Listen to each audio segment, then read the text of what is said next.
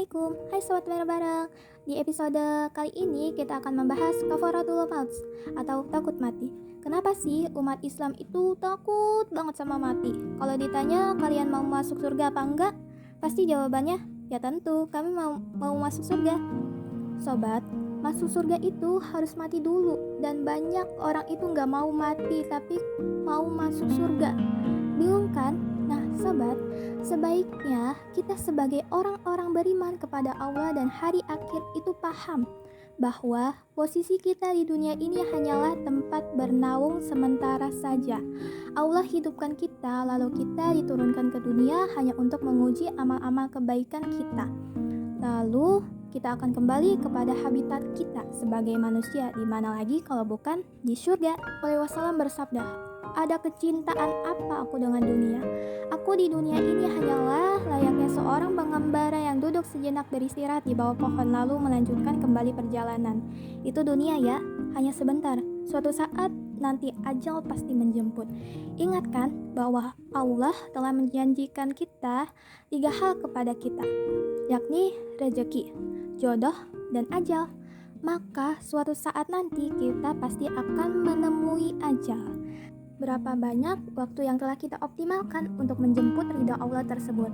Makanya penting banget setiap detik kita itu kalau bisa tercatat sebagai amal kebaikan. Emang bisa? Bisa banget. Rasulullah SAW pun telah mencontohkan segala sunnah-sunnah dalam kehidupannya. Dari beliau bangun tidur sampai tidur lagi, dan kalau kita mencontoh sunnah-sunnah tersebut, tentu itu ada catatan amalnya. Enak kan kalau seandainya 24 jam dalam hidup kita itu tercatat sebagai amal. Lalu perlu kita pahami juga bahwa kematian adalah pembebas bagi orang-orang beriman dari penjara yang disebut dengan dunia. Rasulullah pernah bersabda bahwa dunia itu layaknya penjara. Para sahabat dulu pernah bertanya kepada Rasulullah, "Ya Rasulullah, kami capek dalam beramal lagi. Kami lelah mengemban amanah dakwah ini. Kapan sih kita istirahat?" Dan Rasulullah menyampaikan, "Sabar, kita akan beristirahat ketika kita telah menginjak ke dalam surga." Jadi, buat apa takut mati? Karena kematian itu tidak bisa dihindari dan akan datang juga. Sobat, kematian itu bukanlah akhir dari segalanya. Bahkan kematian adalah awal dari kehidupan yang sesungguhnya. Ketika kematian datang, kita akan melanjutkan ke alam selanjutnya yang disebut dengan alam barzah. Di sana kita hanya sendirian, tidak ada lagi suami, tidak ada lagi anak, tidak ada lagi teman, dan tidak ada lagi sahabat. Yang menemani kita adalah amal-amal kebaikan kita. Jika kita memiliki amal kebaikan yang banyak, maka amal kebaikan ini akan menenangkan kita, menenteramkan kita, dan menjadi sahabat kita selama di alam barzah. Namun, bila amal keburukan yang banyak, maka amal keburukan ini akan menyakiti kita, menyiksa kita, hingga kita tersisa di alam barzah.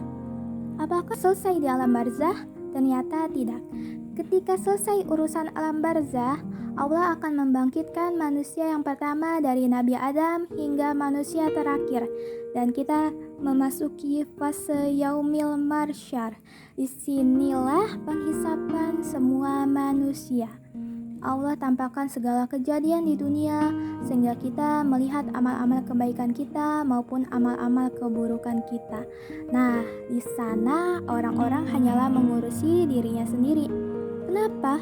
Karena saking takutnya ketika pintu neraka telah dihadapkan di depan wajah mereka. Mereka lupa dengan istri, mereka lupa dengan anak, mereka lupa dengan orang tua. Bahkan di antara para sahabat kita mungkin akan saling tuntut-menuntut. Semuanya dalam kondisi hektik, kecuali orang-orang yang telah diberikan Allah dan Rasulullah syafaat. Makanya yuk kita banyak-banyak sholawat dan minta banyak-banyak syafaat kepada Rasulullah. Karena Yaumil Mahsyar itu adalah momen yang paling hektik yang akan kita hadapi kelak. Namun di sana Allah membuka 2 pintu. Satu pintu surga, satu pintu neraka. Dan di Yaumil Mahsyar ini dengan segala hektik dan kepanikannya, Rasulullah SAW bersabda, "Tidak akan bergeser kaki seorang hamba sampai ia ditanya 4 perkara.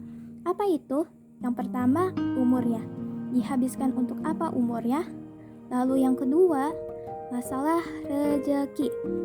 Dari mana dia mendapatkan harta-hartanya? Dan yang ketiga, harta yang didapat dihabiskan dan dipakai untuk apa? Dan yang keempat atau yang terakhir, tentang masa mudanya.